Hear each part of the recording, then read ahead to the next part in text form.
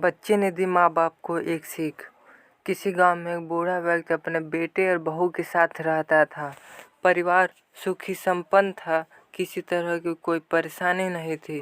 बूढ़ा बाप, जो किसी समय अच्छा खासा नौजवान था, आज बुढ़ापे से हार गया था।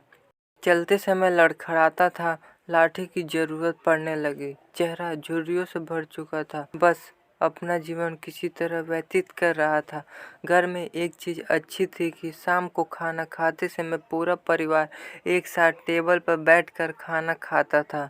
एक दिन ऐसे ही शाम को जब सारे लोग खाना खाने बैठे, बेटा ऑफिस से आया था। भूख ज़्यादा थी सो जल्दी से खाना खाने बैठ गया और साथ में बहू और उसका एक बेटा भी खाने लगे। बूढ़े हाथ जैसे ही थाली उठाने को हुए, थाली हाथ से छिटक गई। थोड़ी दाल टेबल पे गिर गई। बहू बेटी ने घृणा दृष्टि से पिता की ओर देखा और फिर से अपना खाने में लग गए। बूढ़े पिता ने जैसे ही अपने हिलाते हाथों से खाना खाना शुरू किया तो खाना कभी कपड़े पर गिरता, कभी जमीन पर। बहू चिढ़ते हुए कहा, हे राम, कितनी गंदी तरह से खाते हैं, मन करता है इनकी थाली किसी अलग कोने में लगवा देते हैं। बेटे ने भी ऐसे सिर हिलाया जैसे पत्नी की बात से सहमत हो।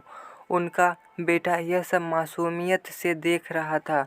अगले दिन पिता की थाली उस टेबल से हटाकर एक कोने में लगवा दी गई।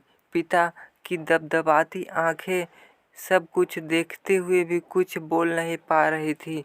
बूढ़ा पिता रोज की तरह खाना खाने लगा। खाना कभी इधर गिरता, कभी उधर। छोटा बच्चा अपना खाना छोड़कर लगातार अपने दादा की तरफ देख रहा था। माँ ने पूछा, क्या हुआ बेटे, तुम दादाजी की तरफ क्या देख रहे हो और खाना क्यों नहीं खा रहे हो? बच्चा बड़ी मासूमियत से बोला, माँ, मैं सीख रहा हूँ कि वृद्धों के साथ कैसा व्यवहार करना चाहिए। जब मैं बड़ा हो जाऊँगा और आप लोग बूढ़े हो जाओगे तो मैं भी आपको इसी तरह कोने में बैठा कर खाना खिलाया करूँगा। बच्चे के मुंह से ऐसे सुनते ही बेटे और बहू दोनों काँप उठे और शायद बच्चे की बात उनके मन में बैठ गई, क्योंकि बच्चे ने मासूमियत के साथ एक बहुत बड़ा सबक दोनों लोगों को दिया था। बेटे ने जल्दी से आगे बढ़कर पिता को उठाया और वापस टेबल पे खाना खाने के लिए बिठाया और बहू भी भागकर पानी का गिलास लेकर आई कि पिता को कोई तकलीफ ना हो।